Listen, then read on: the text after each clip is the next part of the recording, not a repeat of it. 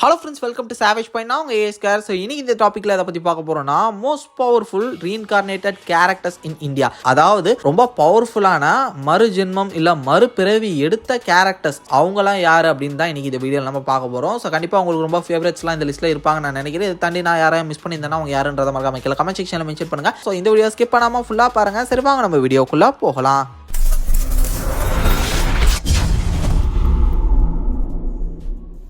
நம்ம லிஸ்ட்டில் 7ஆவதா இருக்கிறது அநேகன். கண்டிப்பாக இந்த படம் எல்லாருக்குமே ரொம்ப பிடிச்ச ஃபேவரட்டாக இருக்கும்னு நான் நினைக்கிறேன். எனக்கு ரொம்ப பிடிச்ச பர்சனல் ஃபேவரட் ஃபிலிம். இதில் தனுஷ் சார் ப்ரெசென்ட் டைமில் ஒரு கேம் டெவலப்பராக இருப்பார். இதை தாண்டி அவங்களோட கேர்ள் ஃப்ரெண்டுக்கு நிறையா கனவுகள் வர மாதிரி காமிச்சிருப்பாங்க. அவங்க நிறைய இமேஜினேஷன் பண்ணுவாங்க. அதில் பார்த்தீங்கன்னா ஒவ்வொரு காலகட்டத்தில் இவங்க கப்புள்ஸாக இருந்த மாதிரியான ஒவ்வொரு கதைகளை சொல்லுவாங்க. அதில் பீரியாடிக் டைமில் ஒரு கிங் அண்ட் குவீனாக இவங்க வாழ்ந்த கதையை சொல்லுவாங்க. ஸோ அதுக்கப்புறம் ஒரு லோக்கல் கையா ஸ்லம்ல இருக்கக்கூடிய ஒரு பர்சனாக அவங்களுக்கு அந்த ஒரு டைமில் இந்த ரிலேஷன்ஷிப்பை பற்றி சொல்லுவாங்க. அதுக்கப்புறம் பர்மாவில் நடந்த ஒரு ஈவெண்ட்டை சொல்லுவாங்க. இப்படின்னு பார்த்தீங்கன்னா ஒரு 3 காலகட்டத்தை சொல்லுவாங்க. அது மூணுமே இவங்க இமேஜின் பண்ணிக்கிட்டு தான் நம்ம நினைப்போம். ஆனால் அந்த கதை போகிற போக்கிலேயே நமக்கு அது புரிய வரும். ஸோ இது ரீஇன்கார்னேஷன், இவங்க மறுஜென்மம் எடுத்திருக்காங்கன்ற ஒவ்வொரு ட்விஸ்டர்ஸும் அந்த கதை போக போக உடையும். தனுஷ் சார் மட்டும் ரீஇன்கார்னேட் ஆகிருக்க மாட்டாரு. ஸோ அவங்க கூட இருக்க அந்த 2 பேரும் கப்புள்லாம் ஒவ்வொரு ஜென்மத்திலையும் சேர முடியாமல் செத்து ரீஇன்கார்னேட் ஆகி ப்ரெசென்ட் டைமில் கப்புள்ஸாக சேர்ந்து அவங்க கல்யாணம் பண்ணியிருப்பாங்க.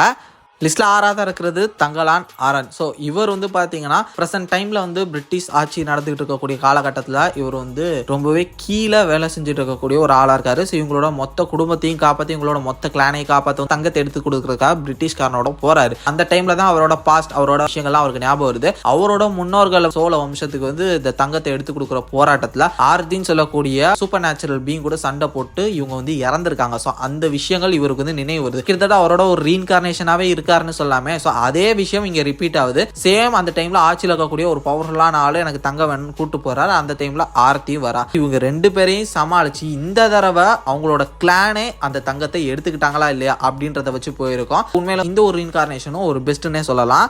லிஸ்ட்ல 5ஆவதா இருக்கிறது நானி படத்துல வரக்கூடிய ஈகா. படத்துல நானியும் அவரோட கேர்ள் ஃப்ரெண்டும் லவ் ரிலேஷன்ஷிப்ல இருப்பாங்க. ஸோ அந்த டைம்ல சுதீப் உள்ள அவர் கேர்ள் ஃப்ரெண்டை ஒன் சைடா லவ் பண்ணிட்டு இவரை போட்டுதல்னா தான் அவங்க என்ன கிடப்பாங்கன்னு சொல்லிட்டு இவரை கொன்றுவாங்க. கோவத்தோட ஒரு வெறியோட நிறைவேறாத ஒரு ஆசையோட இவர் இறந்தாருன்ற காரணத்தினால மறுபிறவி எடுத்திருப்பாரு. முட்டைக்குள்ள போயிட்டு ஒரு ஈயா பிறந்து வந்திருப்பாரு. அதுக்கப்புறம் அவர் சுதீப்பா பழி வாங்கினாரா இல்லையா அப்படின்றத வச்சு தான் அந்த கதை போவோம். இவர் மறு ஜென்மம் எடுக்கலனாலும் உடனடியா மறுபிறவி எடுத்திருப்பாரு. ஒரு ஈயா பிறந்து வில்லனே போட்டு தள்ளக்கூடிய அளவுக்கு இந்த கேரக்டர் சூப்பராக காமிச்சிருப்பாங்க. எனக்கு ரொம்ப பிடிச்ச ஒன் ஆஃப் த ஃபேவரட் ஃபிலிம்னு சொல்லலாம். லிஸ்ட்ல 4ஆவதா இருக்கிறது கங்குவா படத்தில் வரக்கூடிய பிரான்ச்சைஸ். ஸோ ப்ரெசென்ட் டைம்ல பிரான்ச்சைஸ்னு சொல்லக்கூடிய ஒரு பவுண்டி ஹண்டரா இவர் இருக்காரு. இவர் போலீஸ்க்காகவும் கிரிமினல்ஸ்க்காகவும் காசு வாங்கிட்டு வேலை செஞ்சுட்டு இருக்காரு. அந்த டைம்ல ஒரு கிட்ட மீட் பண்றாரு. அந்த டைம்ல இவருக்கு ஒரு சில நினைவுகள் வர மாதிரி, நினைவுகள் போற மாதிரி இவருக்கு ஒரு விஷயம் தோணுது. அப்பதான் நமக்கே தெரிய வரும் இவருக்கு பாஸ்ட்ல இவருக்கு ஒரு வாழ்க்கை இருந்திருக்கு. அதுல அவர் கங்குவாவா இருந்திருக்காரு. அதே மாதிரி அந்த பையனும் ஒரு ரீஇன்கார்னேஷன் எடுத்து தான் வந்திருக்கான். அந்த டைம்ல இவங்க 2 பேருக்குள்ள ஒரு பிரச்சனை போயிருக்கு. பிகாஸ் கங்குவா அவங்க அப்பா அம்மா இறந்து போறதுக்கு ஒரு காரணமா இருந்திருப்பாரு. அதுக்கப்புறம் மன்னிப்பு கேட்டு அந்த பையனை தன்னோட மகனாவே மாத்தி அந்த டைம்ல அந்த பையனை காப்பாற்ற முடியாம கங்குவா இழந்து நீ எனக்கு கிட்டத்தட்ட எனக்கு ஒரு மகன் மாதிரி உன நான் இழந்துட்டேனே, எத்தனை ஜென்மம் எடுத்தாலும் நீ எனக்கு செஞ்சதான் நான் உனக்கு செய்வேன், உனக்காக நான் வாழ்வேன், அந்த மாதிரி உறுதிமொழி மாதிரி எடுத்துக்கிறாரு. ஸோ ஒரு கவலையில இதன் காரணமா 2 பேரும் மறுஜென்மம் எடுத்திருக்காங்க. அந்த மாதிரி காமிச்சிருப்பாங்க. அப்படிதான் ஒரு பிரான்ச்சைஸாவும் அந்த பையன் மறுஜென்மம் எடுத்து வந்திருப்பாரு. இது தாண்டி இன்னும் பார்ட் கதை இருக்கிற மாதிரி காமிச்சிருக்காங்க. அதை நம்ம வெயிட் பண்ணி தான் பார்க்கணும்.